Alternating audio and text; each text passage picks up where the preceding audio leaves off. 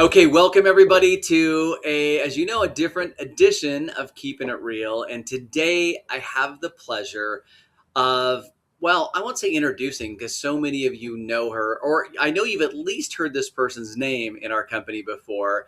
And it's the one and the only Miss Nisreen Hawley. Nisreen, welcome to the interview. Welcome to hanging out with me for a few minutes. Thank you for doing this. Thanks, Troy. Thank you for having me. I'm You excited to join you. You bet, you bet. And this is, as you know, our hustle, our hustle and heart.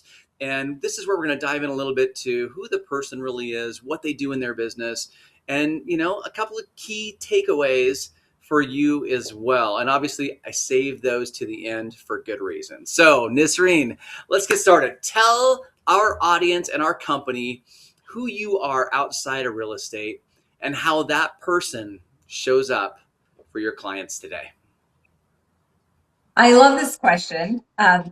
So number one, I'm a mom, and that's my biggest job, my most important job, and it definitely does help me in real estate because there's so many, comparisons. You have to be very patient. You're the ultimate guide as a mother. You have to be a good communicator. From toddler up through teen. There's different ways of communicating, and there are different personalities, and a lot of it relates to my clients. So one of the things I do with my children, or have always done, is before we're going somewhere, I kind of give them a brief, like, hey, we're going here. This is how it's going to be. So they know what to expect when they get there. So they're not shocked and there's no surprises and no tantrums. And it really worked great during their toddler years. And I do the same thing with my clients. I give them little bite-sized bits of information of what to expect next. So there's no surprise. They go, oh yeah, okay, we know that we're going into the home inspection. This is what's going to happen. Then they're going to give us a big report, and it might look scary, but every house is going to have some issues, and some of those, and I go through some basic, there's no anti-tip device on the stove, or the high loop to the dishwasher. And so when the home inspector is going through their laundry list of things, they look at me and they're like, we know there's no high loop on the dishwasher. Right, So right. they're not surprised by anything. You said two things that really stood out to me, and one is guiding. You have to guide your kids, and we do have to guide our clients as well. And communication was the other one. The communication to me is the heart of all business, all relationships.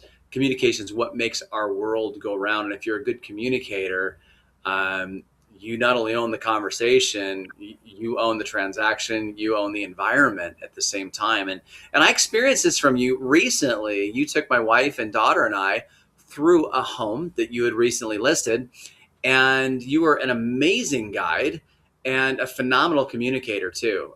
You knew everything you knew everything about the home, but you knew the really small, intricate details and all the interesting pieces to the home as well. And you weren't rushed. You had other people there. It was a great environment that you put all of us in together, almost a bubble, and you really focused on what was most important, which was guiding and communicating. So I got to witness that firsthand. So great job.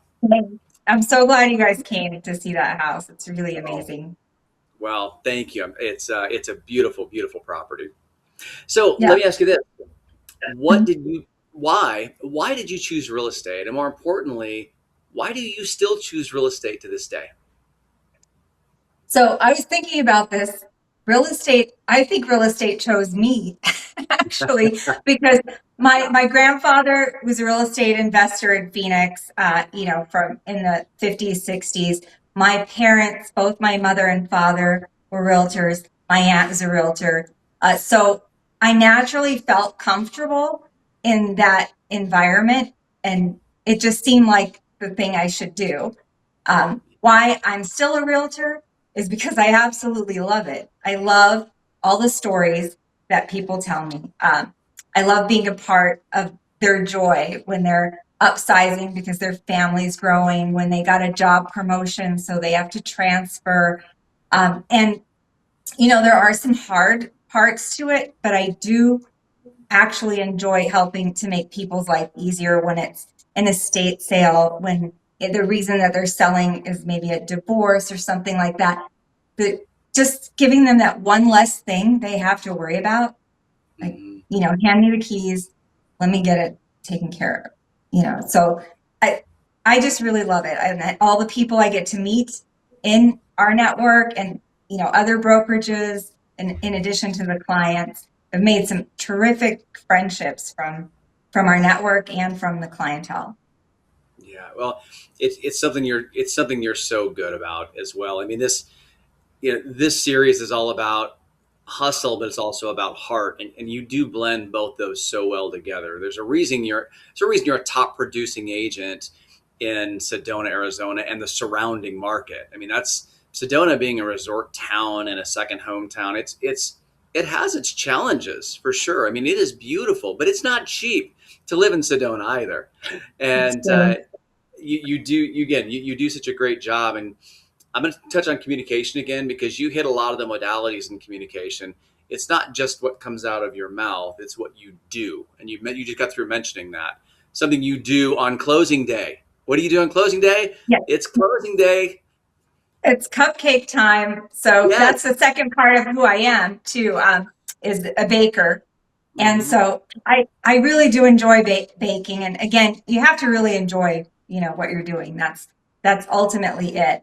And I try to communicate again to my clients something very personal and how I appreciate them and how this has, been like a sweet memory for them so they can use the cupcakes in celebration. And I try to match the cupcake to the property.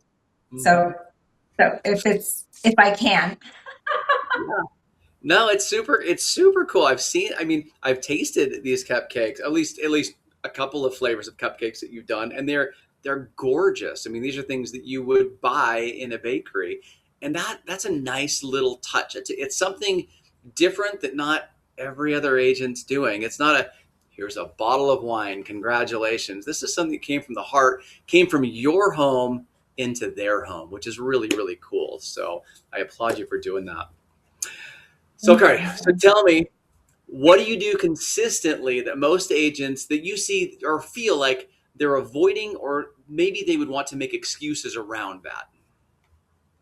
I answer my phone. That's the first. Yeah. But aside from that, I mean, so many people tell me, "Thank you for answering your phone." I was taking calls yesterday. It's Sunday, 5 p.m. I answered my phone, and there was this long pause, and somebody thought that I was like a recording because it's Sunday after 5. And they go, "Oh, we didn't think you were going to answer your phone," because they've been calling and nobody had answered. And so that is actually a big thing. I said it kind of like a joke, but it is a big thing. Being there, responding to your clients on time so they know that they're important to you, and being consistent is that's the real answer. I mean, you have to do all the things all the time. And I don't want to say there's no days off, but I've negotiated contracts standing in line for It's a Small World. Like, you have to be, I'm kind of a micromanager, so you really have to be all in. Yeah. I I it's it's kind of sad to me in today's world where somebody has to thank you for answering your phone. If a client has to say thank you for wanting to earn a large commission, or whatever it might be, it's sad, but it's true. It is true. Now I'm going to play the flip side of that a little bit. I Mhm. also believe that you need time off as well. You need to be able to completely unplug from the business to re-energize yourself. And you can still do that, but it gets back to the C word that we were talking about a minute ago, communication. Look, if you're not going to be available on a Sunday, I'm assuming you're one because of the professional that you are, you're already telling people, hey, I'm not going to be available this Sunday. So please know that you're very important to me. I'm just not going to be available. This person can be available for you, or I will get back to you on Monday morning. It's just all about communicating, right? It's about that Yeah. extra level of communication. So when I do go away, which I do, and I do take time off, but the planning that goes into it, the 2 weeks before I leave, it, I'll have to show you sometime. But all the agents I mentor really step up, and I break down my listings, and I say that these, Sonia, you're in charge of, questions, showing this, updating the seller on these, Julie, Jared, Marina, Kim, and they all have, like, they take a little bit off of my plate and take care of it. But if it's very urgent, they can call me or text me, Of and course. we'll take care of it.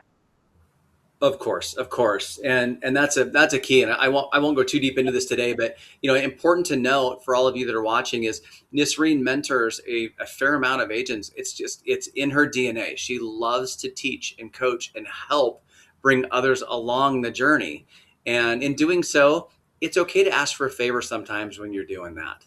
And the cool thing is, because of what you're doing for them, they will want to do something back for you as well. They would actually, it would be their pleasure to do something for you as well, knowing that you're helping bring them into our industry in the best way possible. So just a little side note. Okay, let me give you another question here. Number 4, looking back, what was the turning point that changed how you operate your business today?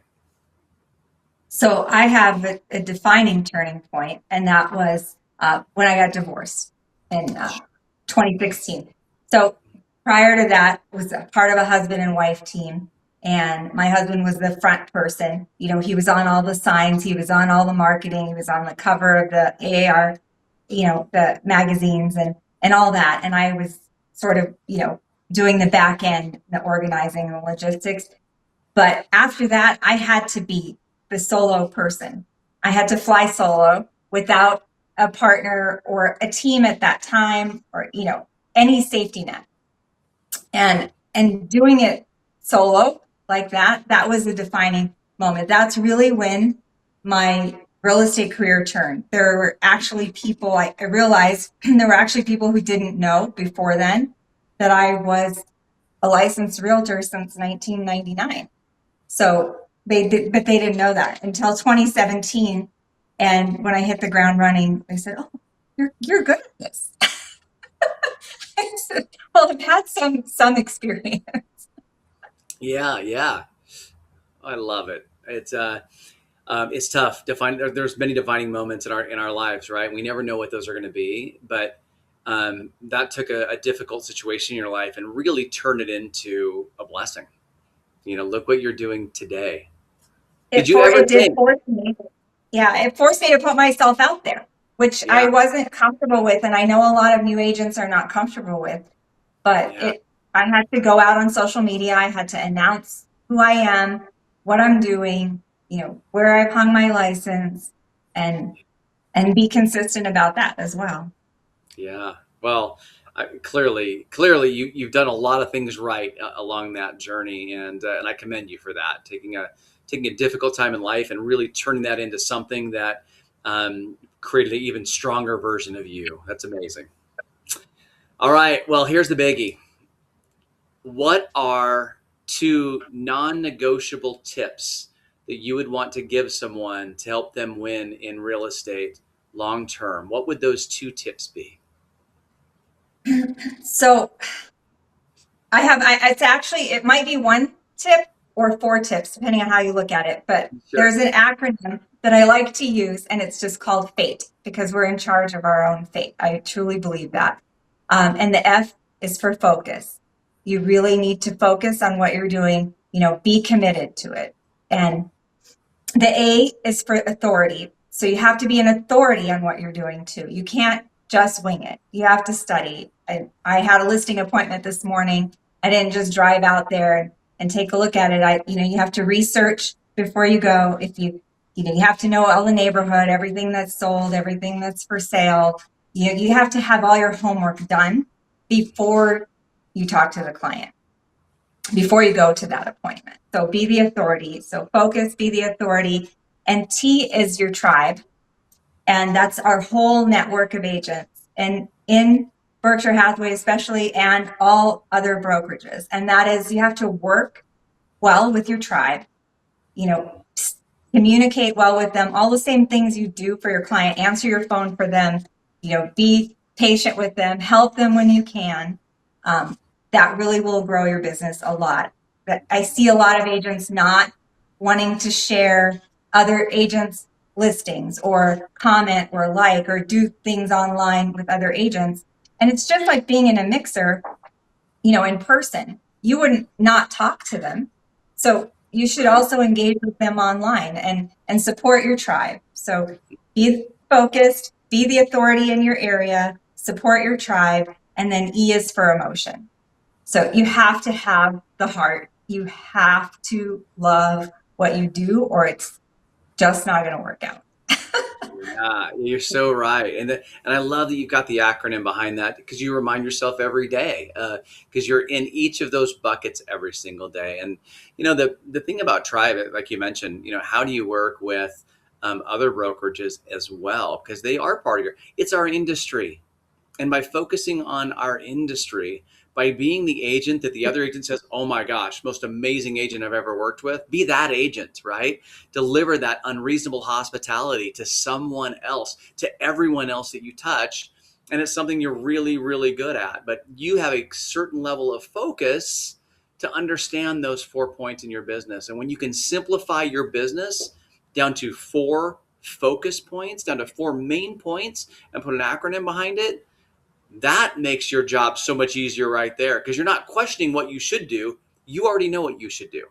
It's in those 4 points, and you clearly lead with your heart too. If I know anything about you, the office that you spend the most time in there in Sedona, you are so well respected in that office. People think the world of you.